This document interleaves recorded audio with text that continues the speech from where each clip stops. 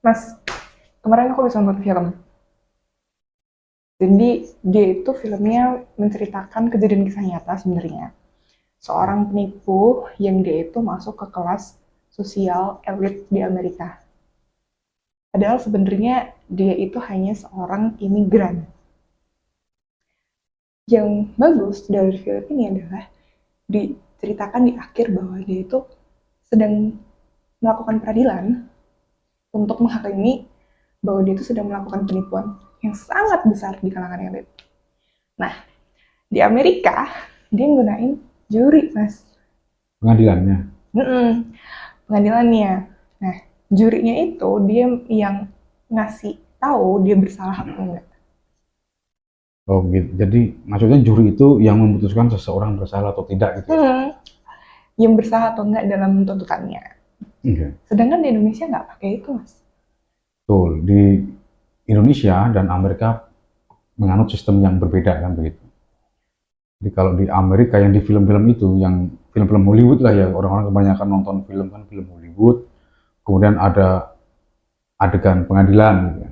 Kemudian, nah di dalam pengadilan itu mereka ada yang namanya juri, sekelompok orang yang ditugaskan untuk menjadi juri yang memutuskan seorang tersangka itu atau terdakwa itu bersalah atau tidak kan begitu. Ah, itu yang disebut common law ya, Mas? Nah, itu adalah sistem hukum common law atau Anglo-Saxon gitu kan istilahnya. Sistem hukum Anglo-Saxon. Nah, Anglo-Saxon ini dianut oleh negara-negara jajahan Inggris kan begitu. Ada sejarahnya itu sebenarnya, tapi panjang sejarahnya. Kenapa mereka memakai sistem seperti itu, nah sedangkan di Indonesia tidak kan begitu. Karena di Indonesia itu menganut sistem civil law atau biasa disebut dengan Eropa kontinental, Eropa daratan lah. Karena Indonesia kan dijajah Belanda, Ya, dijajah Belanda dan Belanda Belanda menganut dijajah.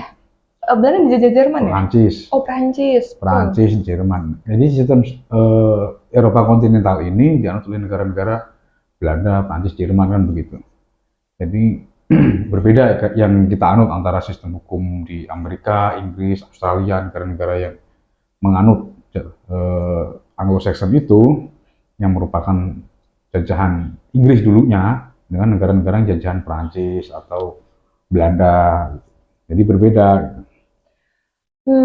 Di Indonesia itu kita nggak pakai juri, sedangkan Hmm, di Amerika itu pakai juri. ya. Nah, em, dikenal bahwa juri ini tuh sebenarnya representasi dari keadilan masyarakat, Mas. Soalnya juri ini tuh orang yang diambil dari suatu masyarakat tertentu dalam suatu komunitas untuk merepresentasikan keadilan masyarakat. Hmm. Nah, di Indonesia ini sebenarnya ada nggak sih, Mas, keadilan masyarakat? Oke, jadi begini nih, jadi kita ceritanya kan bicara tentang rasa keadilan masyarakat yang dicerminkan dari para juri dengan yang memutuskan seseorang bersalah atau tidak. Apakah perbuatan seseorang itu menciderai rasa keadilan masyarakat atau tidak kan begitu kan? Hmm. Kalau di sistem Anglo-Saxon itu di negara-negara jajahan Inggris kan gitu. Nah, di sistem kita yang ada di pengadilan yang dilakukan oleh hakim adalah menegakkan undang-undang, bukan untuk mencari atau memenuhi rasa keadilan masyarakat. Nah, perbedaannya kalau di sistem Anglo-Saxon itu rasa keadilan masyarakat itu tercermin dari para juri kan begitu kan, keputusan para juri seseorang bersalah atau tidak, nanti prosesnya bagaimana ketika persidangan. Nah, kalau di sistem yang kita anut nih Eropa kontinental, rasa keadilan masyarakat itu tercermin pada undang-undang. Oh, I see. Jadi dia tercermin di undang-undang. Ya, di undang-undang karena yang membuat undang-undang itu kan wakil kita, wakil Oh, masyarakat. oke. Jadi itu cerminan rasa keadilannya di situ ya? Iya, seharusnya kan begitu. Jadi ketika membuat undang-undang, seharusnya mencerminkan rasa keadilan masyarakat. Karena yang membuat undang-undang kan wakil kita bersama dengan pemerintah kan begitu, atau presiden.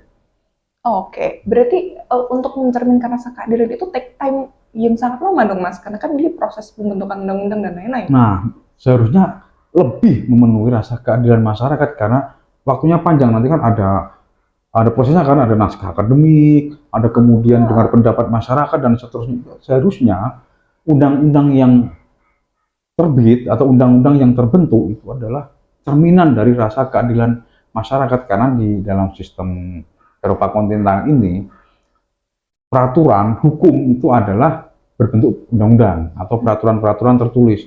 Berbeda dengan common law tadi atau Anglo-Saxon tadi, hukum itu ya yang hidup di masyarakat kan begitu. Masyarakat setempat ya maksudnya. Terus sebenarnya nih kalau kita komparasikan dua sistem hukum ini, yang mana yang lebih baik, Mas? Apakah common law lebih baik atau civil law yang baik? Sebenarnya susah untuk menyebutkan dua sistem ini yang mana yang lebih baik, yang mana yang buruk gitu kan. Karena masing-masing punya kelebihannya kan gitu. Jadi kalau kita bicara tentang praktisi ini ya, praktisi ya, bukan tentang konsep, karena konsep semua pasti indah-indah, bagus-bagus kan begitu. Yang namanya konsep, yang namanya sesuatu yang ideal, bahwa sistem common law itu dia bagus karena mencerminkan rasa keadilan masyarakat. Terus kemudian Eropa kontinental juga bagus karena undang-undang ini adalah representasi dari keinginan masyarakat. Maka dia juga merupakan cerminan dari rasa keadilan masyarakat. Nah, tetapi dalam konteks prakteknya, sebagai praktisi hukum, itu advokat, pengacara, dan seterusnya, kalau kita lihat dalam persidangan-persidangan di pengadilan common law itu, Anglo-Saxon, di film Amerika lah ya kita lihat ya. Jadi di sana itu, bagaimana seorang jaksa ataupun seorang pengacara, selama dia bisa meyakinkan juri bahwa yang dia sampaikan itu adalah kebenaran sesuai dengan fakta, bisa juga opini, bisa juga asumsi, mereka bisa memenangkan perkara. Sedangkan di Indonesia enggak ya, kita harus meyakinkan hakim. Kita harus meyakinkan hakim dengan fakta-fakta. Nah, kita juga harus ingat bahwa juri-juri, para juri ini ya, yang dikumpulkan, ini kan acak nih. Mereka acak, diambil acak, kemudian ditempatkan pada tempat tertentu sampai beberapa waktu sampai perkara selesai kan. Nah, mereka ini bukan orang yang belajar hukum. Iya, karena mereka kan hanya representasi dari keadilan itu. Nah, mereka juga, kita harus juga memahami bahwa mereka ini juga tidak memahami teori pembuktian. Kan begitu. Apakah ini benar-benar terbukti? Mereka hanya berdasarkan perasaan ya. Kan kita tadi bicara soal rasa keadilan, kan berarti perasaan. Menurut perasaan mereka, seseorang ini benar nih, atau si B salah nih, dan seterusnya. Baru kemudian mereka berembuk, bermusyawarah untuk menentukan si A bersalah, si B tidak bersalah, dan seterusnya. Nah, kelemahannya adalah kalau kemudian si bersalah ini, orang yang memang sebenarnya dia bersalah, dia punya pengacara yang hebat, yang bisa meyakinkan juri bahwa dia tidak bersalah, hanya dengan pinternya dia ngomong nih misalnya. Dia jadi bebas. Dia bisa dinyatakan tidak bersalah. Apakah itu kemudian mencerminkan rasa keadilan masyarakat? Enggak. Nah, tetapi juga kita juga harus ingat kelemahan juga ada di sistem Eropa kontinental ketika kita bicara tentang praktik pengadilan. Karena hakim hanya menegakkan undang-undang. Tidak peduli apapun alasannya seseorang melakukan tindakan yang dianggap melanggar undang-undang, ya salah ya salah.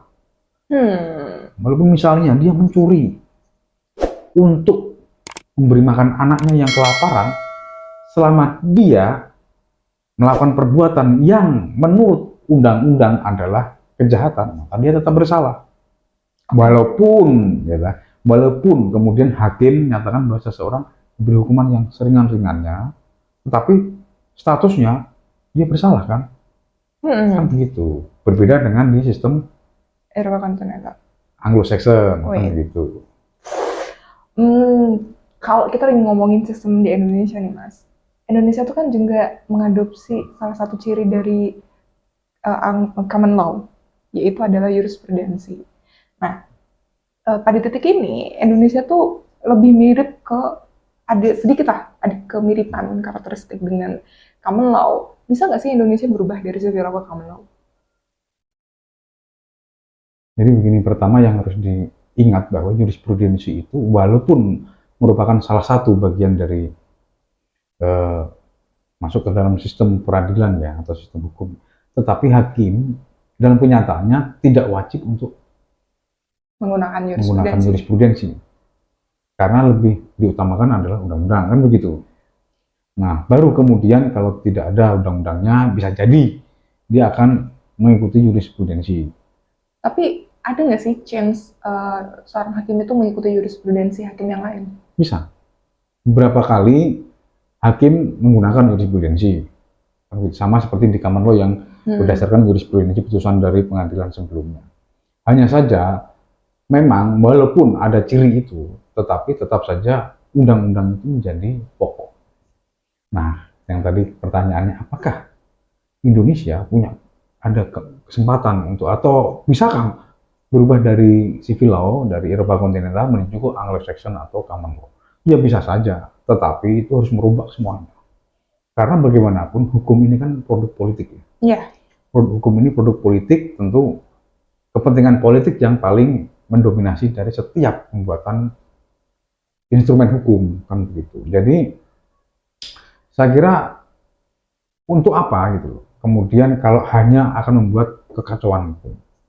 Jadi seperti itulah kira-kira ya. Jadi kalau tidak ada urgensi untuk merubah dari sistem ke common law dan dari civil law ke common law, padahal sama-sama ada kelebihan dan sama-sama ada kekurangannya ya. Untuk itu tidak perlu, untuk tidak perlu lah membuang energi. Gitu. Oke. Oke, jadi itu ya yang bisa kita sampaikan hari ini. Ya.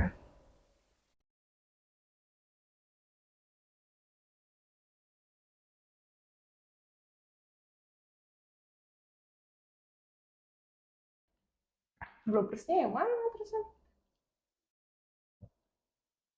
Ini mati. Enggak, masih ngerekam. Ya udah, cukup. Tunggu, ada suara motor. Motor. Kenceng guys suaranya. Tunggu dia balik lagi.